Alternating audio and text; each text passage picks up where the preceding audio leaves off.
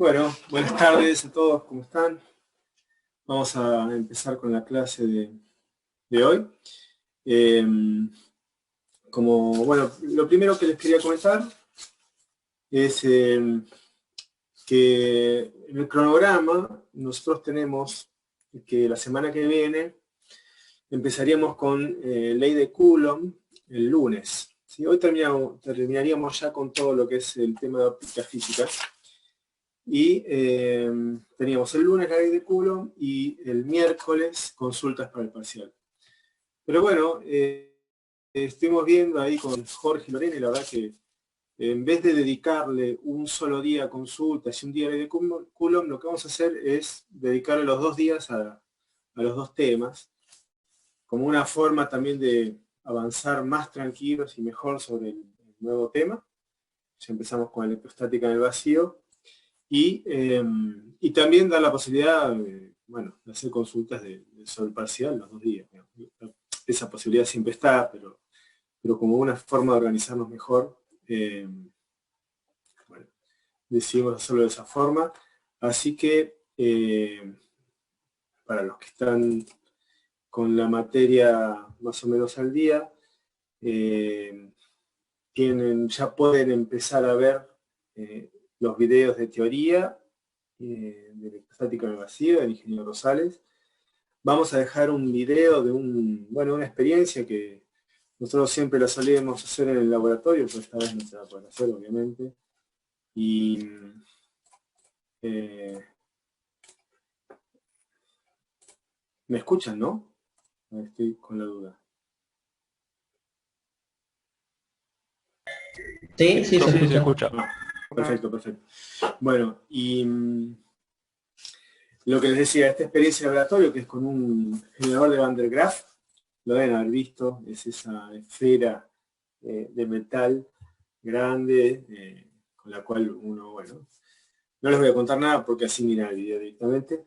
Fíjense que el video está en inglés, está muy bueno, es de un profesor de física en una universidad de Estados Unidos, pero está bueno cómo lo presenta.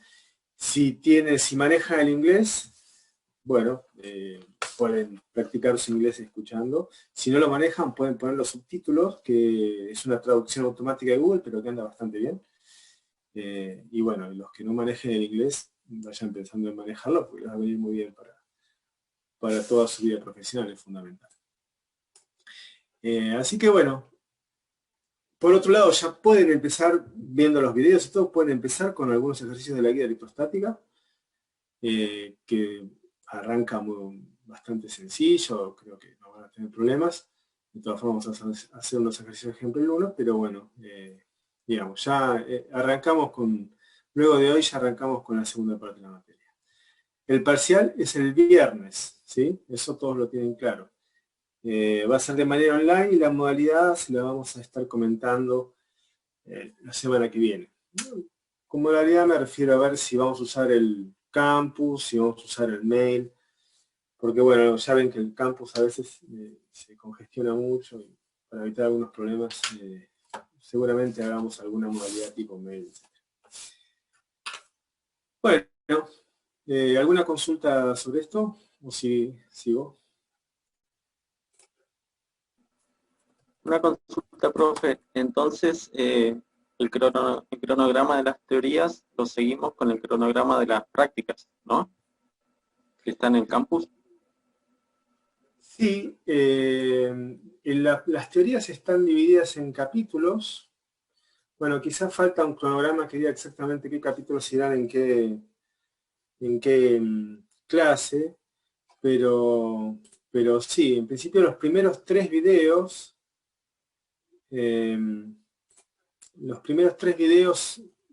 son los que corresponden a la clase del lunes que viene, digamos. Es la introducción general, sobre las cargas, sobre la ley de Coulomb, y es como bastante... esos 3, digamos, son como la presentación. Y luego, a medida que vayamos avanzando, vamos a colocar un cronograma de videos teóricos, en realidad, que se correspondan más o menos con el cronograma de la práctica.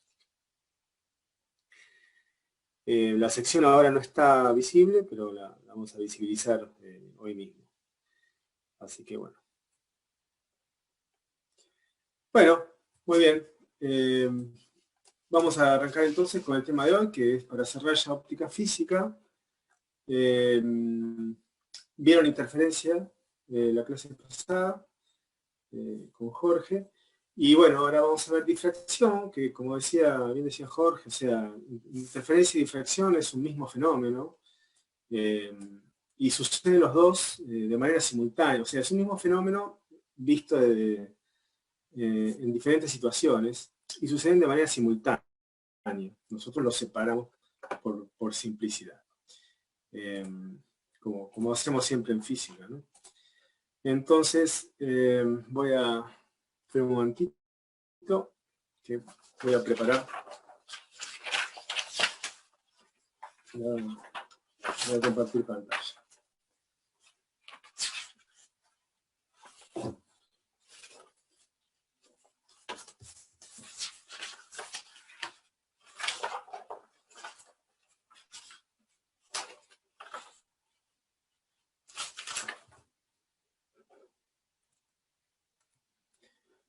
En algún momento se va a cortar, les voy a avisar, porque vamos a tener que reconectarnos en la misma reunión, ¿no?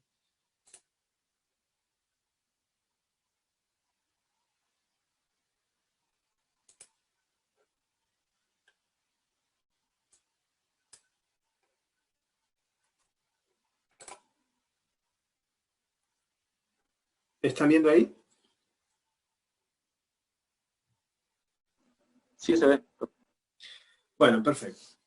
Bueno, entonces la difracción de rendija simple, nosotros vamos a ver un tipo de difracción, que es la difracción de Fraunhofer, que es para justamente nuestro modelo de una fuente de luz muy alejada, la cual podemos, cuando nos alejamos de esa fuente de luz coherente, monocromática, podemos considerar que lo que estamos viendo son, o bien rayos paralelos, en los términos de óptica geométrica, o frentes de onda planos, ya en lo que es la concepción ondulatoria de la luz. Entonces, esto que está aquí es una pantalla, una perspectiva. Tenemos una rendija. Se hace pasar entonces una rendija de ancho A, no coinciden, bueno, ahí las cotas, pero créanme que es de ancho A. Y lo que hacemos es, bueno, hacer pasar un frente de onda plano.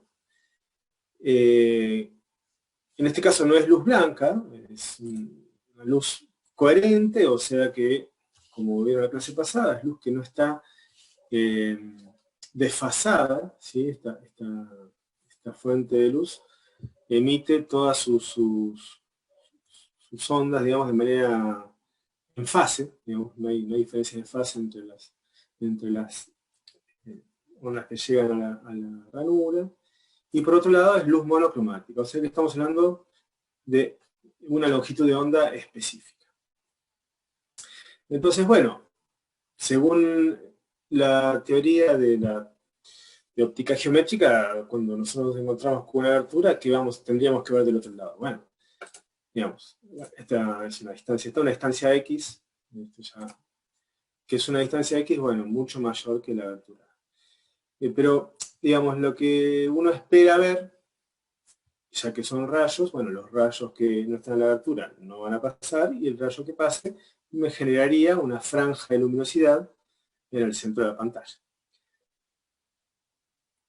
Pero lo que sucede en realidad es que en vez de esa franja, lo que encontramos es otras franjas de distinta luminosidad a ambos lados de la franja central y sectores de cero luminosidad, ¿sí? Esto, bueno, es lo que no condice con todo lo que hemos visto de óptica geométrica y merece otro análisis. En bueno, ahora les voy a mostrar, esto es como se vería, digamos, con un si estuviéramos en laboratorio y pudiéramos hacerlo, o sea, en el laboratorio podemos hacerlo, si pudiéramos ir al laboratorio, se podría generar una imagen de este estilo. Eso es un láser pasado por una rendija así. Entonces, bueno, tenemos que explicar este fenómeno de alguna forma y por eso vamos a ir a este esquema. El esquema es más o menos el mismo, tenemos una rendija de ancho A, a la cual partimos en dos exactamente, o sea, vamos a hacer un análisis a partir de un rayo que sale desde el principio, desde el medio de la rendija y desde el final de la rendija. Tenemos una pantalla, un frente de onda, como dijimos, luz coherente y luz monocromática. Y del centro de esta rendija, que vamos a poner como distancia X, fíjense, nosotros tomamos el modelo de Huygens. O sea, en realidad, nosotros dijimos, cuando llega un frente de onda plana a una abertura, cada una de las porciones de esa abertura es como si fuera un generador de una nueva onda, ¿sí? Y lo que nosotros vemos en la pantalla es la composición, ¿sí? la interferencia, digamos, de cada uno de estos lugares, o sea, como si acá, acá y acá y acá tuviéramos todos nuevas fuentes de luz. Entonces, lo que hacemos es contabilizar, bueno, un rayo de luz que sale desde el centro de la rendija y a un punto P determinado. Y luego tenemos este rayo, por supuesto, avanza durante una distancia R2, ¿no? En este caso. Debe haber sido R1, es R2, porque luego tomamos un nuevo rayo que sale desde el final, sería, o el principio, depende de donde estén mirando, de esta rendija, con una distancia de R1. Todo esto basado en el modelo de Huygens, ¿no? Donde hay un generador de luz en cada porción de esa rendija. Bien, ¿qué es lo que sucede? Bueno, esto tendrá un ángulo θ respecto de la horizontal y similarmente como hizo Jorge con interferencia, si nosotros tomamos, bueno, está medio mal esto tendría que ser un ángulo recto, ¿sí? Créanme que es un ángulo recto, lo que pasa es que tendríamos que haber puesto el punto P mucho más arriba para que me dé el gráfico. Pero si esto es un ángulo recto, nosotros tenemos el ángulo θ replicado en este lugar, ¿sí? Entonces, ¿qué es lo que nos interesa nuevamente? Bueno, si de acá surge una onda electromagnética que va hasta P y recorre R2, y de acá un R1, en P no elegimos cualquier P, elegimos el lugar donde haya un mínimo, donde no hay luz. Entonces sabemos que esta distancia, BB', tiene que ser un múltiplo de lambda sobre 2, ¿sí? ¿Para qué? Para que haya interferencia destructiva. Bueno, asumiendo este esquema, entonces, tenemos BB', va a ser la diferencia entre los caminos R2 y R1. Si eso es igual a lambda sobre 2, o sea, exactamente en media longitud de onda, lo que vamos a tener es interferencia destructiva. Y por lo tanto, podemos hacer una aproximación del seno de θ, puesto que esta distancia es muy pequeña y la distancia X es mucho mayor que esta distancia, podemos hacer la aproximación de que el seno de θ sería directamente lambda sobre 2, o sea, este camino, sobre la hipotenusa, que lo tomamos como A sobre 2. En este caso estamos diciendo que la hipotenusa, digamos, sería este mismo camino. Bien. Con lo cual, podemos seguimos operando, y nos queda algo de este estilo. A por el seno de tita igual a lambda. Fíjense que para que haya interferencia destructiva, tanto podría ser que sea lambda sobre 2 o que sea 2 lambda sobre 2. O sea, mientras sea un múltiplo de lambda sobre 2, se va a provocar nuevamente la interferencia destructiva. Con lo cual, la forma general es directamente A por el seno de tita igual a M por lambda, y M es un número entero que puede ser más menos 1. ¿Por qué el menos? Bueno, porque también tenemos un ángulo negativo, es simétrico respecto del máximo central.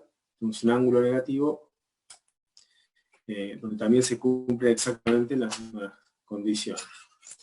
Así que M más menos 1, más menos 2, más menos 3, etc. Y estos son mínimos de difracción, ¿sí? Todo este desarrollo se hace para mínimos de difracción.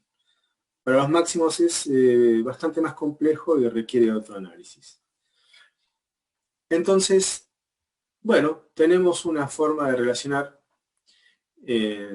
nuestra abertura, nuestra pantalla, con la longitud de onda, que en definitiva es fíjense que nosotros el ángulo lo podemos medir, la abertura la podemos conocer, quizá lo que no conocemos es el lambda. Entonces, en virtud de todos los otros parámetros, podemos averiguar cuál es este lambda que está provocando la difracción. Bueno, como algunas, esto ya lo habíamos visto, que si el tita es muy pequeño, nosotros podemos aproximar el seno de tita a tita. Con lo cual, la expresión anterior nos quedaría como tita igual a m por lambda sobre a. Esto en algunos de los ejercicios les va a ser, no siempre, digamos, a veces conocemos directamente el valor de tita. En general vamos a poder hacer este tipo de aproximación. Pero bueno, presten atención porque en realidad la aproximación de seno de tita a tita es con tita en radianes, ¿sí? Este es un error bastante común y bueno, hay que tener cierto cuidado, digamos. La aproximación es para tita en radianes. Bueno, si y es mucho menor que x, que es una de las suposiciones que hicimos en la pantalla anterior, también podemos aproximar la tangente a tita, eso también lo hemos visto, con lo cual nos queda que la tangente de tita es aproximadamente tita. Me queda esta expresión. Con esta expresión, fíjense, yo ya estoy relacionando directamente la distancia de la pantalla y la distancia entre los mínimos, ¿sí? Sabiendo entonces nuevamente, digamos, sabiendo las variables geométricas de mi configuración en laboratorio, yo puedo estimar el valor de la longitud de onda que está incidiendo.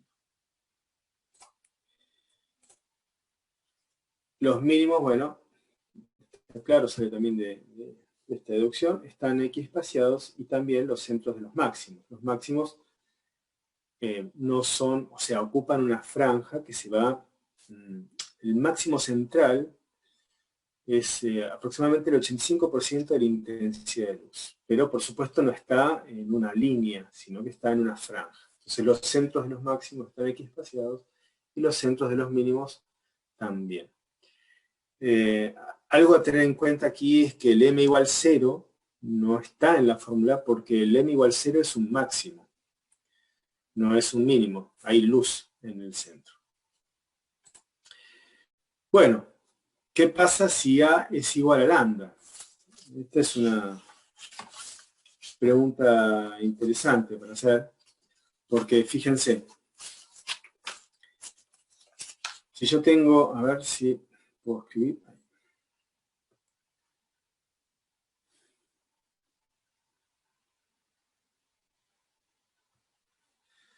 Yo tenía que A por el seno de tita, uy, bueno, soportemos esa letra. igual a m por lambda. Si a es igual a lambda, me va a quedar que el seno de tita es igual a m. Para m igual a 1, me queda directamente igual a 1. ¿Qué significa esto? Tita tiene que ser pi sobre 2, es decir, que el máximo central me ocupa toda la pantalla. Con lo cual, fíjense que aquí hay una restricción interesante, y es que mi ranura no puede ser lambda, sino que tiene que ser, bueno, quizás lambda sobre 10 o lambda sobre 100. Es del orden de lambda, pero si es lambda no voy a poder ver nada.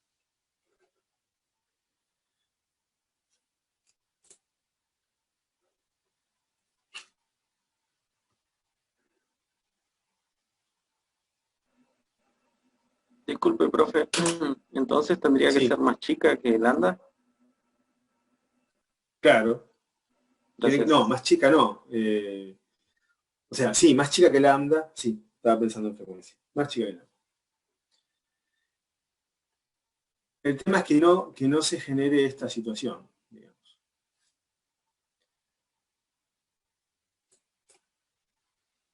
Bueno, este es un ejemplo muy sencillo.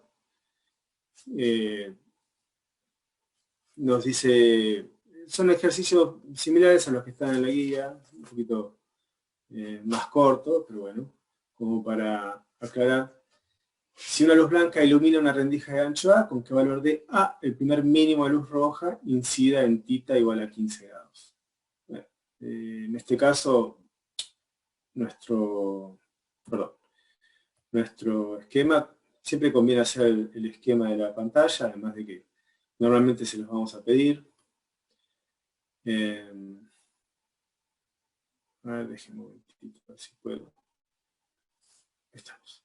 Entonces, tenemos, por supuesto, una rendija.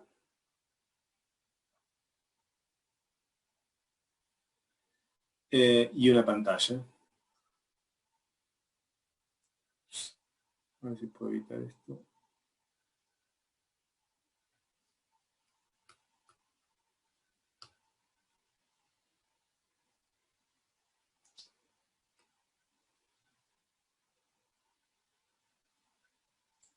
En 10 minutos se termina la clase, ¿eh? Cuando se corte, nos volvemos a conectar.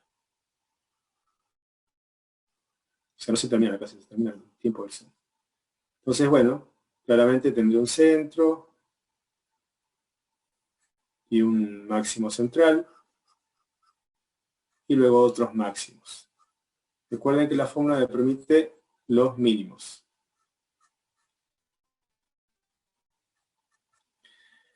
Bien, entonces tenemos el valor de lambda directamente. Puedo aplicar la fórmula directamente. Es inmediato. Como me está diciendo el primer mínimo, ya sé que m igual a 1. El primer mínimo estaría por aquí.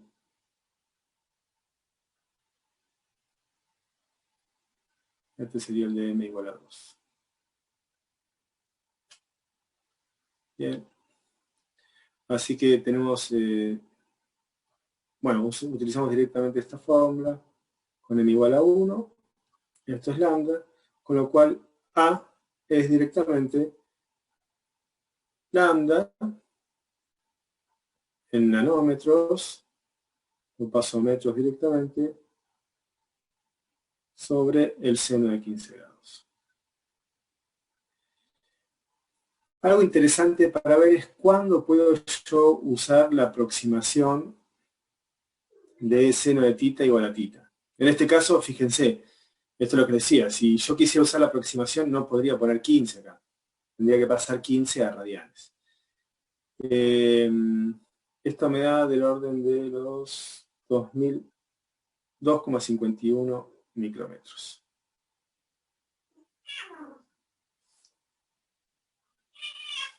Es más grande la abertura, ¿eh? Si te dije más chica me confundí.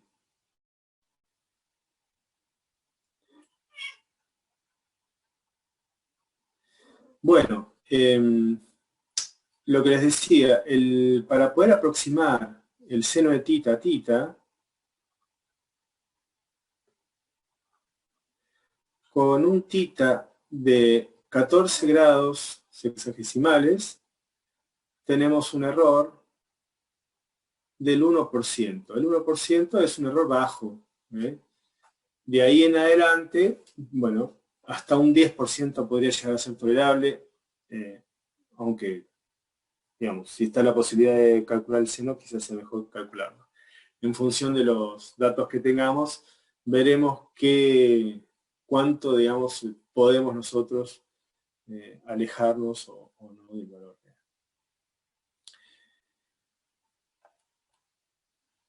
Bien, difracción en una abertura circular.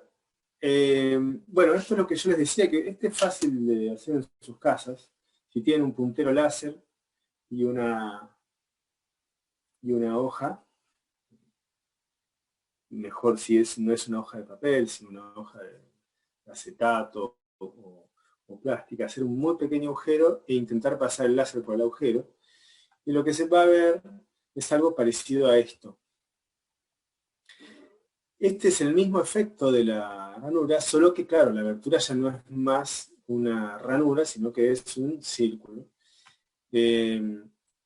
Bueno, el desarrollo de esto es bastante complejo, tan complejo como hasta llegar a ecuaciones trascendentales que no se pueden resolver, salvo por simulación numérica, pero para el primer mínimo, fíjense, o sea, acá lo que tenemos que es hay un máximo central, como en el caso de la rendija, ¿sí?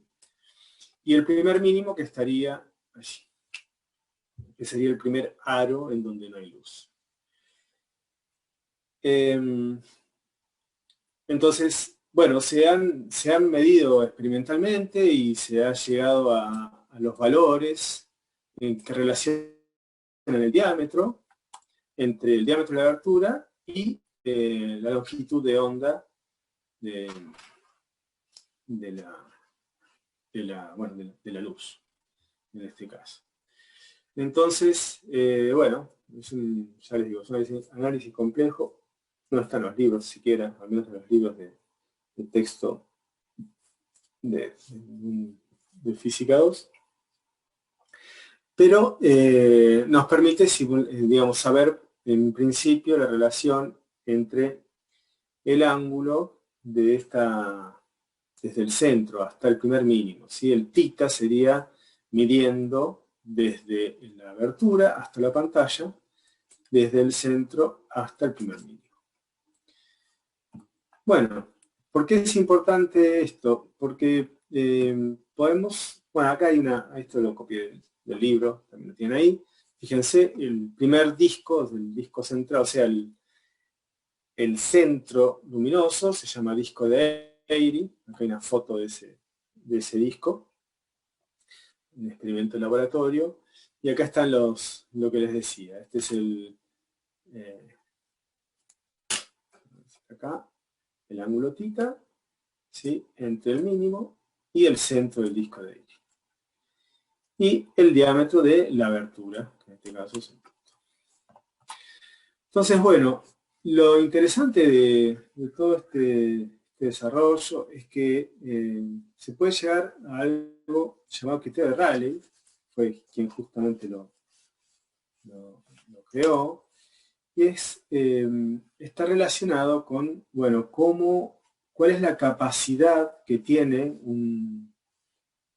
por ejemplo, un microscopio, un elemento óptico, para distinguir dos fuentes luminosas entre sí. Entonces, claro, lo que la ley dice es que si yo lo máximo que voy a poder distinguir dos fuentes luminosas, distanciadas una cierta distancia entre ellas, va a ser tal que el máximo de una coincida con el mínimo de la otra, puesto que si no, empiezan a interferir, ¿sí?, los halos de difracción entre sí.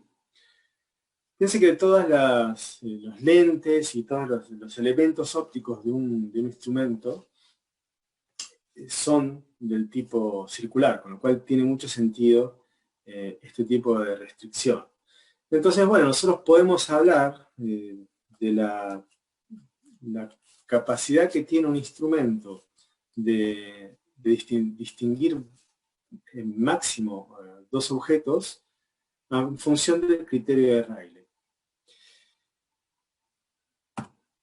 El criterio de Rayleigh es, bueno, es un despeje directo del ángulo que puede haber entre ellos. Luego dependerá de la distancia donde está la pantalla, digamos. Pero fíjense lo interesante, y es que el ángulo en que pueden estar estos dos objetos va a depender de la longitud de onda. Entonces, de algún modo, si yo pudiera modificar la longitud de onda, voy a tener mayor capacidad de resolución de dos objetos que están cercanos entre sí. Y eso es lo que se logra con los microscopios electrónicos, por ejemplo, donde en vez de iluminar con luz, que nos daría muy poca resolución de dos objetos muy próximos, se ilumina, entre comillas, con otro tipo de onda electromagnética, con distintas longitudes de onda, de forma tal de obtener un mayor poder de resolución. Bueno, nuevamente la aproximación, si θ es pequeño, podemos aproximarlo a esto. Bien. Bueno, entonces, yendo más a lo que es la práctica, tenemos como ejemplo lo siguiente, que es una lente convergente, que tiene un diámetro igual a 32 milímetros y tiene una longitud focal de 240 milímetros. Entonces, la primera pregunta es, ¿qué separación angular? Esto podría ser tranquilamente parte de un instrumento óptico, ¿sí?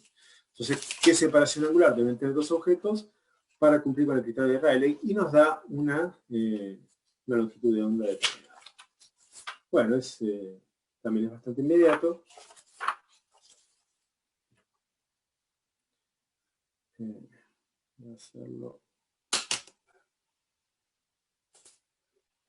Se terminó el tiempo. Se está por terminar el tiempo, con lo cual voy a dejar ahora la reunión y nos juntamos de vuelta, ¿sí?